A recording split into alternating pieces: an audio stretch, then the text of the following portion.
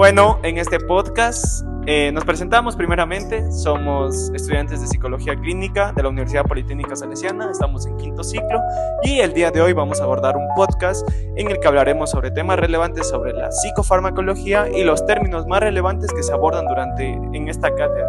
Me presento, mi nombre es Pablo. Mi nombre es Maite. Mi nombre es Yumaira. Mi nombre es Helen.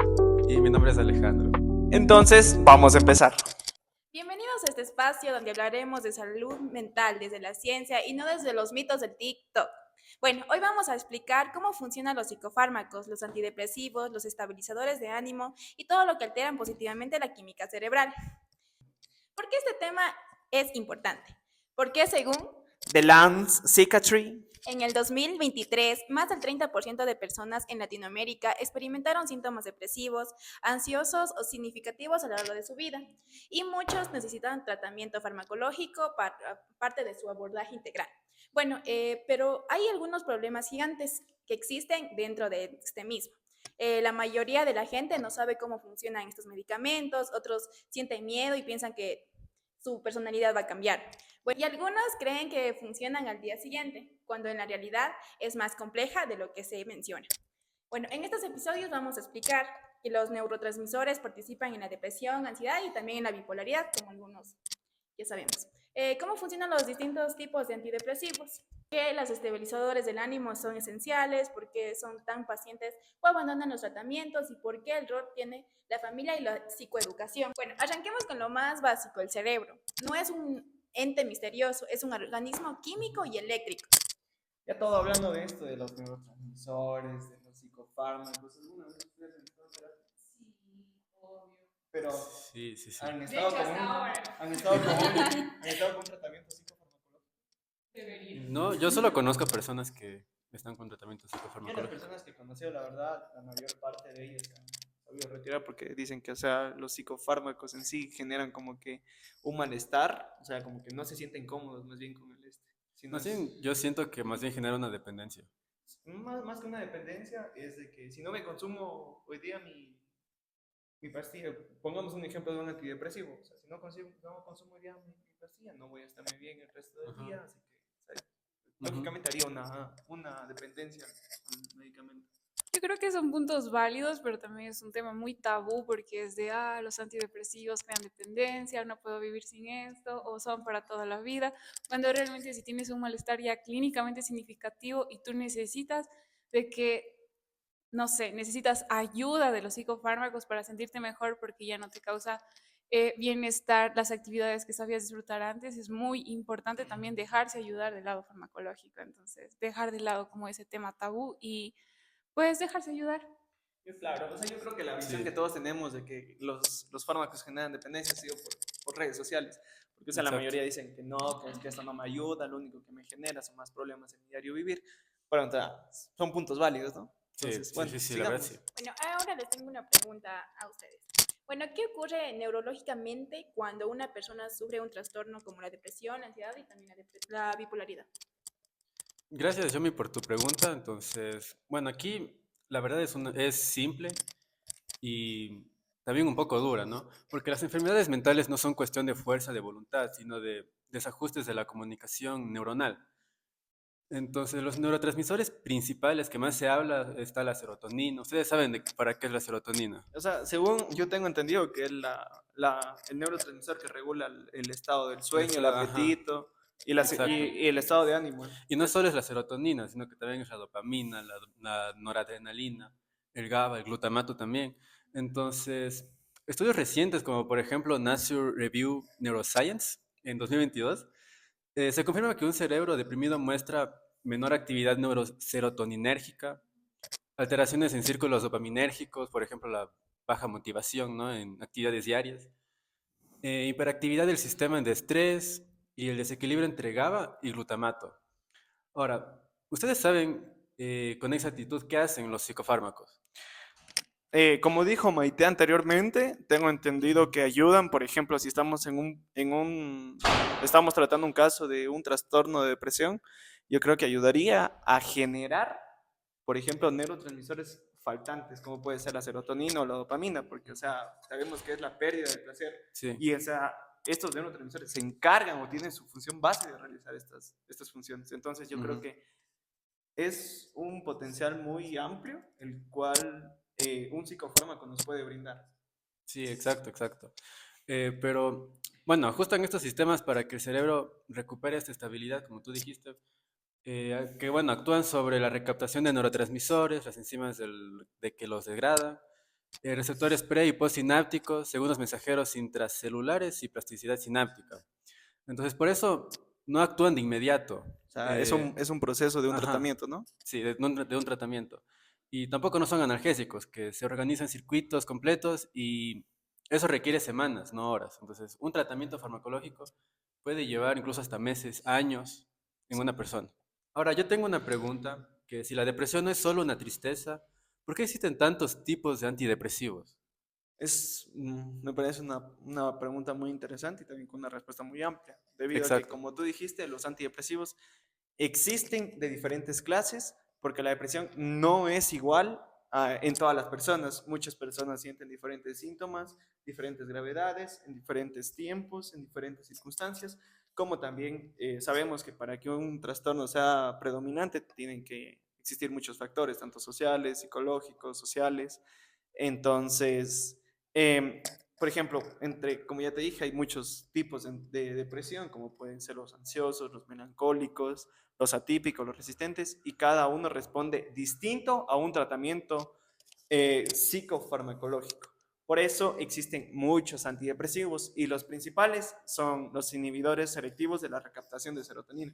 Como tú dijiste, en el tema de la ansiedad o la depresión, estos se ven muy predominantes, como por ejemplo son la fluoxetina, la sertratilina, el citalopram, que son antidepresivos muy conocidos.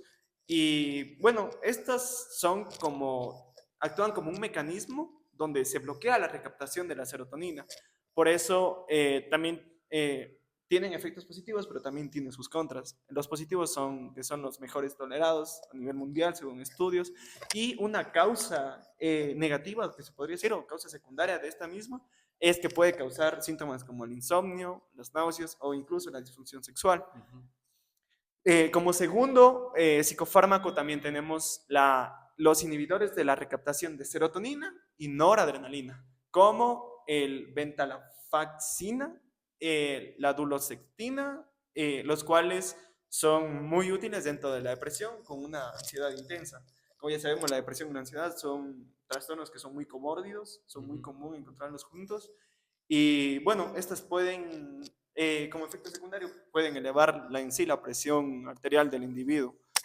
Y tenemos los NASA, o más conocidos como los antagonistas noradrenérgicos y serotoninérgicos, los cuales son perfectos su uso si se observa el insomnio, la ansiedad o la pérdida de peso, pero también tiene un efecto negativo que es muy notable dentro de cada persona, como pueden ser que así como ayuda, puede aumentar el apetito de la persona. Ajá. Entonces, y así hay muchos, por ejemplo, tenemos los multimodales, tenemos los agonistas melatoninérgicos, y así hay una gran variedad, como tú dijiste, existen muchos, De pero antidepresivos.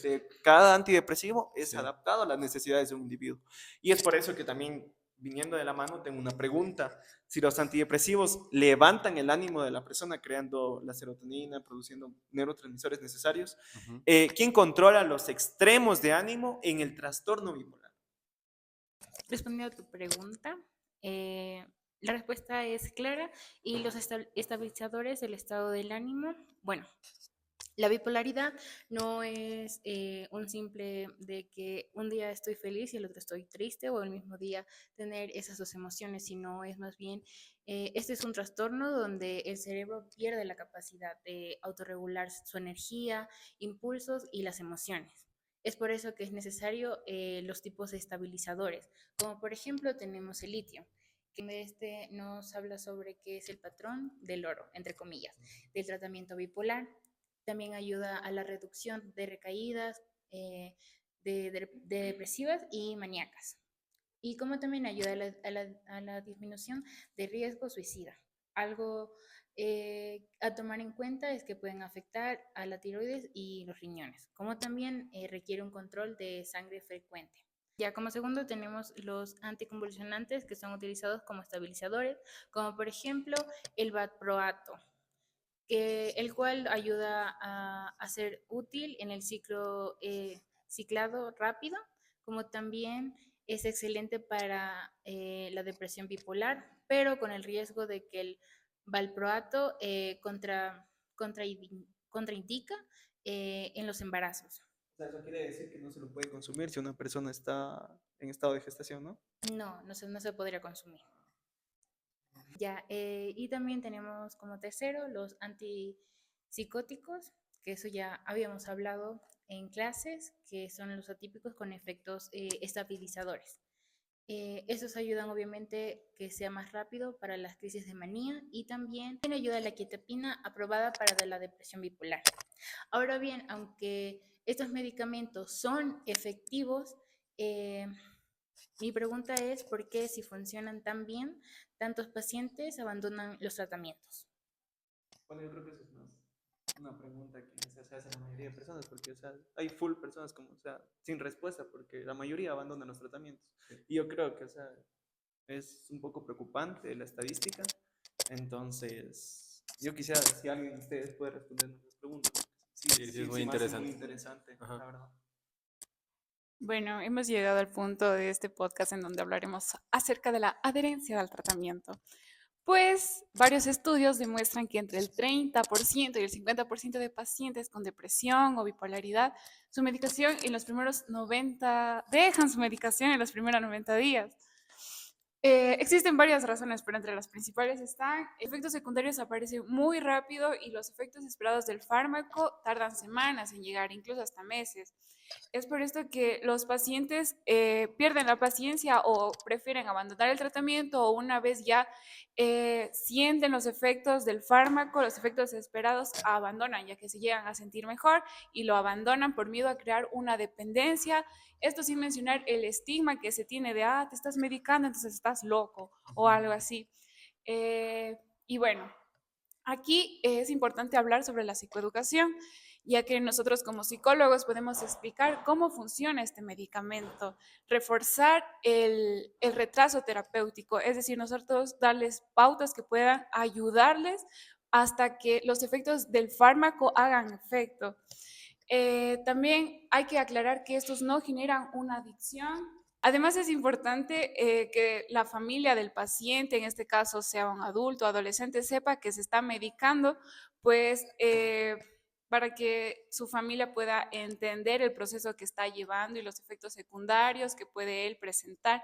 Y también, obviamente, es muy importante complementarlo con la psicoterapia. Bueno, eso de mi parte, chicos. Cerrando con este podcast, ya estamos haciendo un poco de cansancio. Vamos a hacer una recapitulación de todo lo que hemos aprendido el día de hoy. Por lo que vamos a iniciar en el orden en el que hablamos. Entonces, inicias tú, León. Bueno, hoy entendimos que detrás de cada psicofármaco hay ciencia, no magia. Sí, y también que los neurotransmisores también son clave para explicar los trastornos mentales. Ya, y también que los antidepresivos actúan según su clase y según las necesidades del paciente, como ya vimos los ISRS, los ADT, los NASA, entre muchos otros. También sobre los estabilizadores del ánimo, como el litio, esos son fundamentales para la bipolaridad. Y por último, que nada funciona sin la adherencia al tratamiento, la psicoeducación y el acompañamiento. Y por último, Gracias por escucharnos. La salud mental es ciencia, respeto y acompañamiento. ¡Chao!